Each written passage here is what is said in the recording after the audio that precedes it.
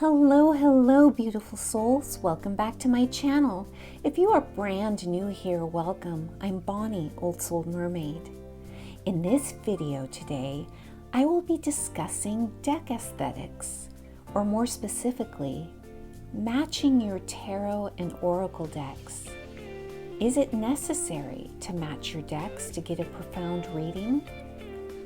In the world of TarotTube, it may appear that the way to get the most impactful readings is to use perfectly matching decks in theme, energy, and aesthetics. But we have to remember this crucial fact when devouring content. Social media is meant to be both inspirational and aspirational, and often does not reflect the needs and means of most people. These are just my personal musings, and it's targeted to those who are beginning their tarot journeys or who are feeling a bit tender or confused about acquiring and having the perfect decks to do their readings with. Or also those who abide by a minimalistic approach in regards to the acquisition of possessions. If you are someone who enjoys acquiring the perfect deck combinations for your readings and practice, that's wonderful. I'm with you. It's fun and adds an element of ease and a layer of focus to a reading. It's a wonderful thing to be able to support the artists and the deck creators who provide us with these spiritual tools and pocket masterpieces. All right. With all that said, let's get on to some personal musings, a trip down memory lane, and some inevitable ramblings. All right, before I get on with the rest of my video, I just want to put a little disclaimer out there. When I'm talking about choosing decks aesthetically, I'm not really pointing towards those times when you want to choose decks that have a similar theme, like you combined your tarot and your oracle decks because you're working with goddess energy or your specific goddess or your ancestry, or maybe you're working with your spirit guides. Those are very specific reasons for choosing a certain deck. Like, for instance, I have these two decks when I want to work with one side of my ancestry, my Scandinavian side. And so I have these two decks. That's the side that has a lot of shadow in it. That's where the Scandinavian side is where the Mormonism began. Okay, so I'm not really talking about choosing decks aesthetically because you're working on a certain aspect of, your ancestry, or you're trying to work with a certain energy. Okay, so that's not what I'm talking about here. It's more of choosing decks aesthetically just for the sake of aesthetics. Now we're going to take a little trip down memory lane, and yes, it's story time. This here in this little blue inexpensive satin bag is my very first tarot deck. And it is this little worn out, well-loved copy of the Universal Weight. I found this little deck unloved and just kind of lonely in the tarot cabinet at the North Lamar location of Half Price Books here in Austin. And it was just with its little guidebook like this, and it just had a rubber band around it, no box at all. And I can tell it's pretty old. I know that the book has the date of like 1993 or something. Maybe that's when this originally came out. I don't know. Oh, 1991. I don't know if this is an actual older edition, if it's changed, but anyway, that's how it was packaged. And it was $5.99, and I think there was a coupon weekend going on, and 50% coupon weekend, and I got it for $2.50 or $2.49, whatever. It's a little bit dingy, and I have edged it myself because the sides were so kind of brown and dingy and well loved, and this was my first time ever trying to mod or edge a deck. Even before I went down the rabbit hole for mod videos. But you can see the bleed through. I did not do a very good job. And you know, trying to pick blue Sharpie marker to go with white borders, yeah, it was inevitable.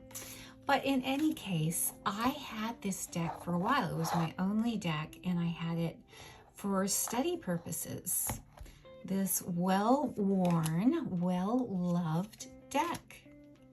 And this is the deck I used when I was watching how to read tarot videos. And there are several of them on YouTube using this deck. And it was great. It was wonderful.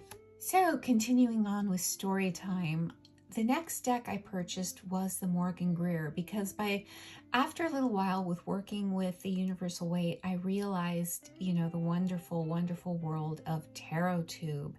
And I saw this deck, I can't remember whose video, but as I saw this deck as a great alternative if you wanted something different than kind of the medieval art of Pamela Coleman Smith. And something drew me to this deck. I think it was the up-close vantage point of the faces and a lot of the head-on, facing-on of the characters, the bright, bold colors. I love the strong profiles. And this deck was it. It was an easy reader, and that's when things started clicking for me. This deck and I have an easy dialogue. It's what I call my wham bam thank you ma'am. There's no stuff and fluff. The messages are pure and concise and succinct, and this is the deck I use whenever I'm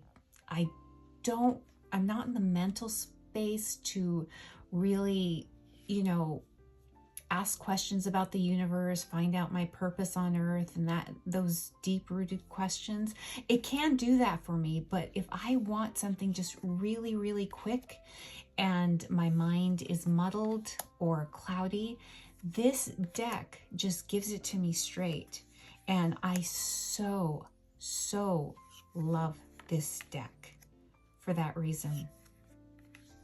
So going down the rabbit hole even further for more Tarot Tube, I found out about the wonderful world of Oracle decks.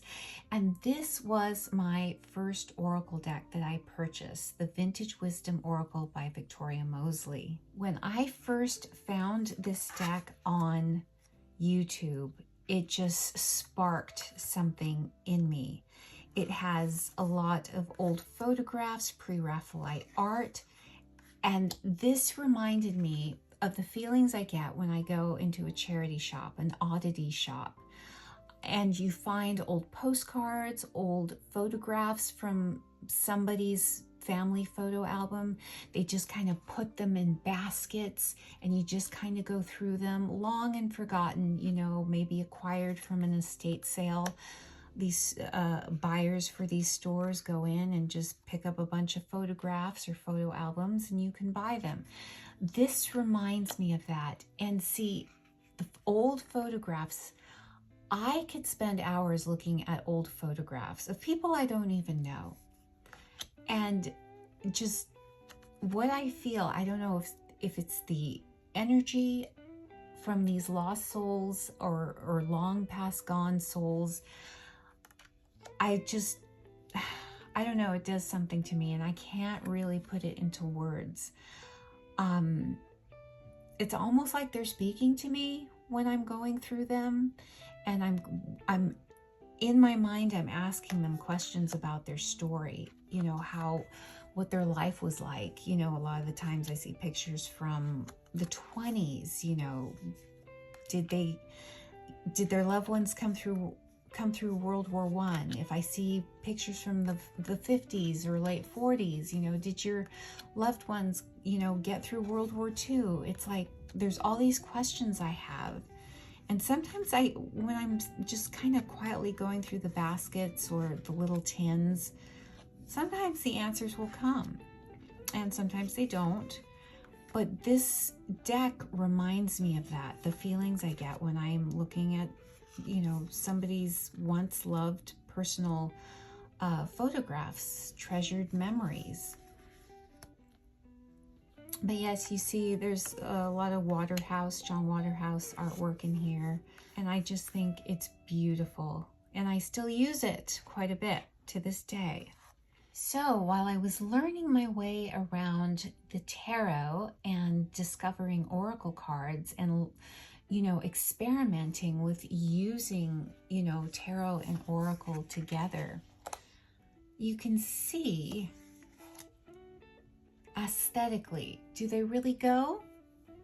Some of you might think, yeah, maybe the Pixies art and the Oracle deck go. It really aesthetically doesn't match with the Morgan Greer with its, you know, somewhat loud 70s energy and vibe. But the fact that they don't officially match or, you know, aren't aesthetic matches to one another, did it affect my reading or my readings or my ability to learn how to read with these decks? Not at all. For quite a while, this is what I had to work with. And I was perfectly okay with that. I was learning, I was able to learn that they don't really match. And that wasn't a problem. Not at all. I was able to learn how to navigate my way around a tarot deck. And I started learning the joy of oracle decks and the joy of combining messages from tarot and oracle. Yeah, they didn't match. Did I feel I got blocked messages or that I was hindered in any way? No, but this was at the beginning, and as you know, they say ignorance is bliss. So around this time, I discovered the wonderful world of indie decks, and I purchased my very first indie deck, which was the Dream Keeper's Tarot by Liz Houston. This is the original indie version. I also have the mass market US games version, which is the deck that I use now. I've put this one away for safekeeping.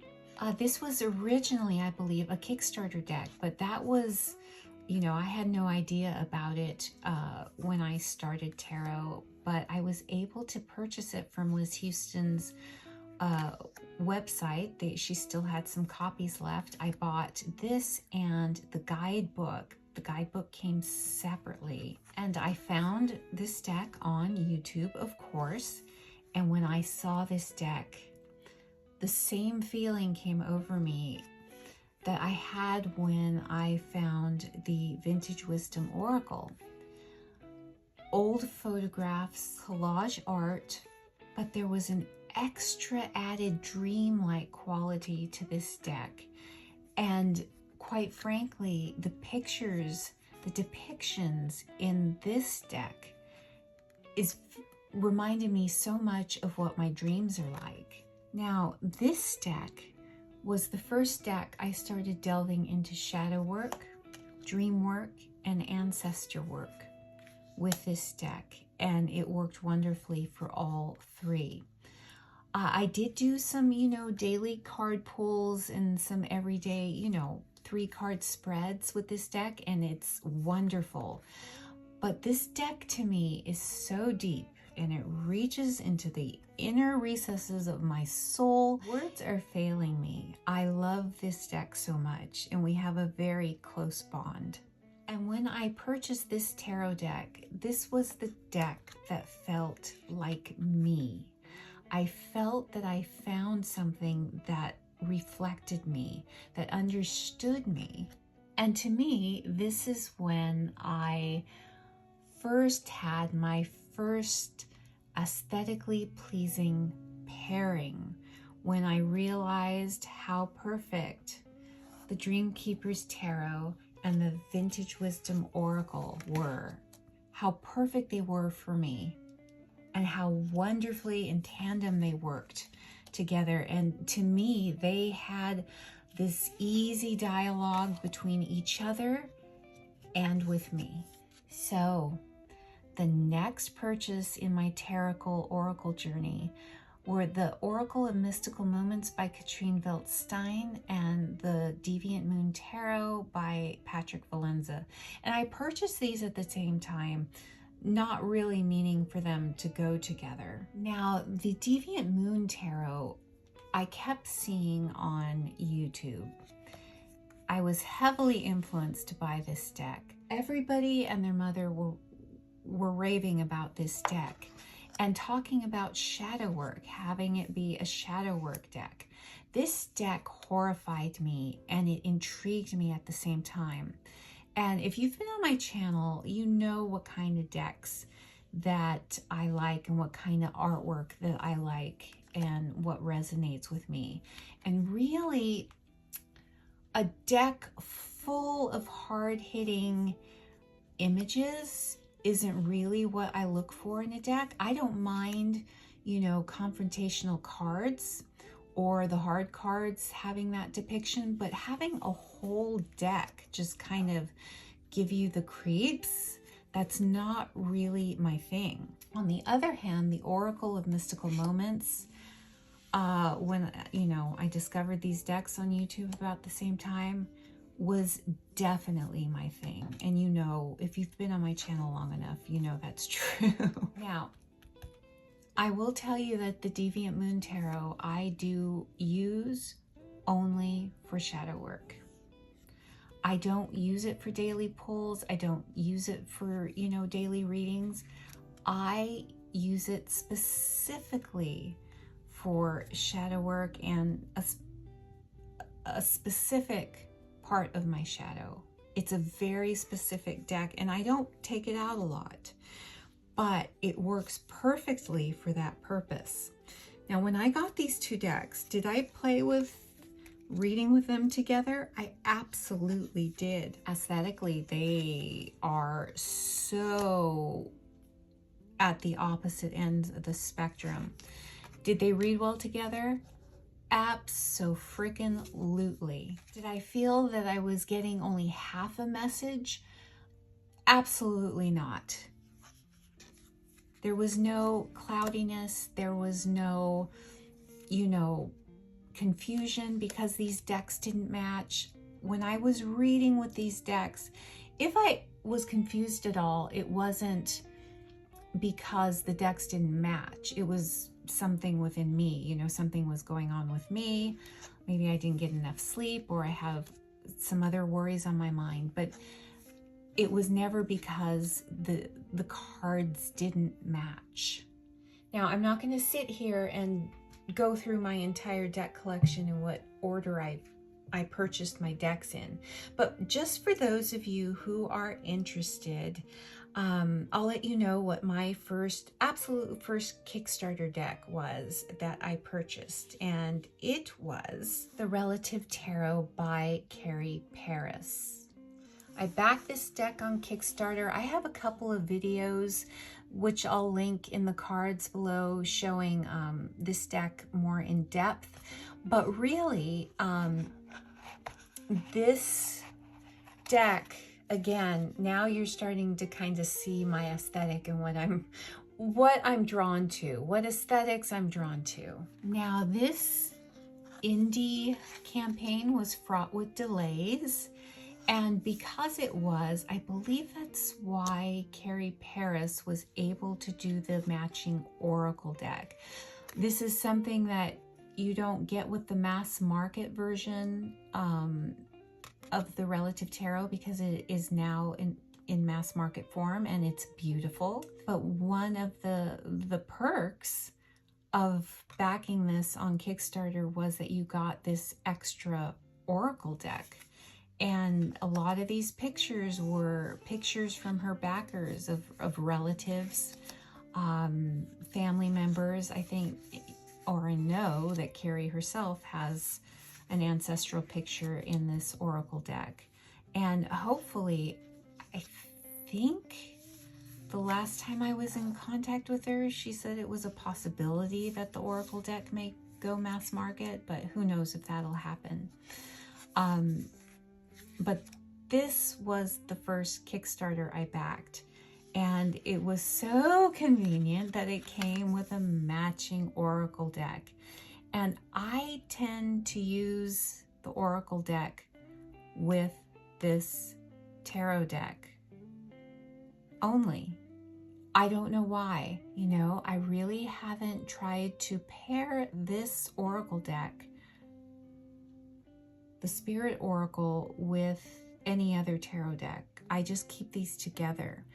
Or sometimes, you know, because I'm using the mass market version, I'll take this out and use it with it, but I don't pair the Spirit Oracle with any other of my vintage art collage decks. I just don't.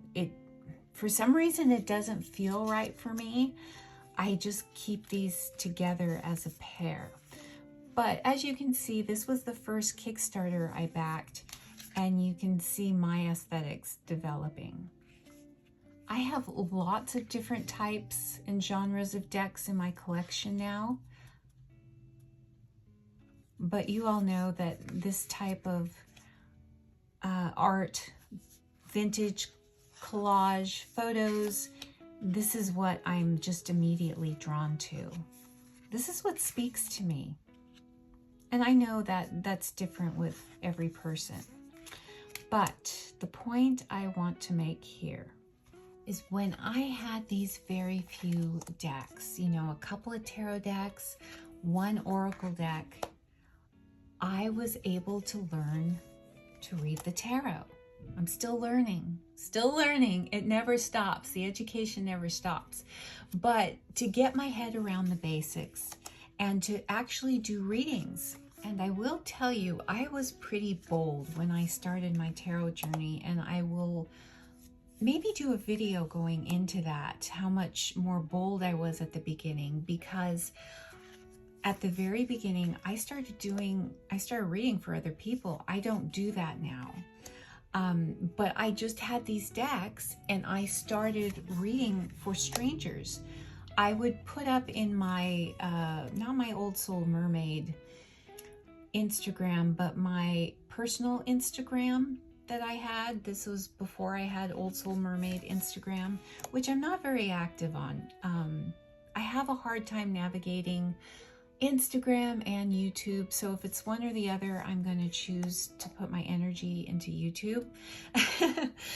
But anyway, I'd put out, I'd have a little contest if anybody wanted a free reading, that they could meet me at a certain Barnes & Noble here in Austin, and they would get a free reading because I was learning how to read. And very, very bold. And then COVID happened and I stopped reading for other people, really, and in person, and that kind of fell by the wayside. And I started this channel maybe as a substitute for reading for people in person, even when I was brand new and I just had these 3 decks. This is what I read with people, and the people were very, very receptive to what I was coming up with. And these decks, they don't match, but the people I were reading for were happy. I was happy. I was able to learn with these mismatched decks, and I was able to read for other people with these mismatched decks. Now I'm sitting here looking at all these early decks, and it really is a wonderful trip down memory lane, albeit my tarot journey hasn't been very long, you know, 3.5 years. You know, time is kind of blending together, but from my very humble beginnings of this little half-price books deck, sitting in the cabinet, all forlorn and unloved. You know, I felt it calling to me, and that was the start of everything. I needed this deck. Now, I have to be honest here. Discovering YouTube started giving me the feelings of dissatisfaction or wanting more from discovering all these wonderful options and decks. It's very much a mixed bag. Yes, you find decks with art that maybe resonate more with you, that maybe capture your essence, that capture your hopes, your fears, your alignment. But it can also lead to a feeling of dissatisfaction, that you don't have the perfect decks to go together, that you don't have the perfect decks, the it decks, the cool kids decks. Now I'm looking at these 8 decks with, you know, where I am now, and there's some serious nostalgia going. What if I only stuck with these 8 decks and have not grown my collection any farther? What if I only stayed with the 3 original decks, the 2 tarot and the 1 oracle deck? I'm kind of thinking, oh my gosh, how much simpler things would be. You know, I don't know if I'm getting this across, but really, if you are new to my channel, if you are new to tarot and you're trying to find your way around it, you don't need to jump on the bandwagon and buy 20, 50, 100 decks to be a good tarot reader. You know, pick out the system you want to learn, whether that be Marseille, RWS, or Thoth. You just need 1 deck. Add an oracle deck if you want. Add a Lenormand deck. That's one thing I haven't shown here that I've kind of got into. But in all reality, you don't need a ton of decks. We know that intellectually, but then when we get on social media, it's a whole other ball game. Again, as I said in the beginning, you know, social media is inspirational and aspirational. Depending on what you're watching, it may not reflect your real life and your needs. However you're able to acquire your decks, whether they're gifted, whether you find them in a charity shop, you know, whether you save up your money and purchase them yourself, you are going to get the messages you need from Spirit, from the universe. You are going to get the messages you need. You are going to be able to learn to read tarot. You are going to be able to read with tarot and oracle, even if your decks aesthetically don't match. I have obviously gone down the rabbit hole of purchasing many decks, and I've also rehomed many decks. I enjoy having my large collection and playing with it, but I also see a time when my deck purchasing practices are going to change. That can be in the future as I downsize my home. I've already downsized my home twice as my kids have left home. I could see downsizing even further once my husband retires and moving to a smaller place. There could be space issues. I may not have the capability of housing so many decks. I actually have a dream of moving overseas And I know, you know, it's expensive and a lot of properties are a lot smaller than what I'm used to. Here in Texas, where everything is bigger, food portions are bigger, hair is bigger, everything's bigger, personalities are bigger, closets are bigger.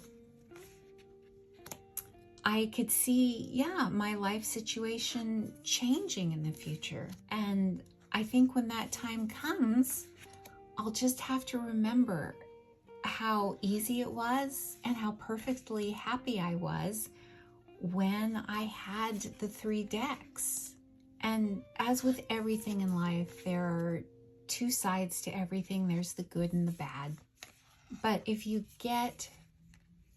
take anything away from this video today, is that, you know, your decks don't have to be aesthetically pleasing, matching, for them to work, for you to be able to learn. You don't have to be a cool kid and have all the it decks.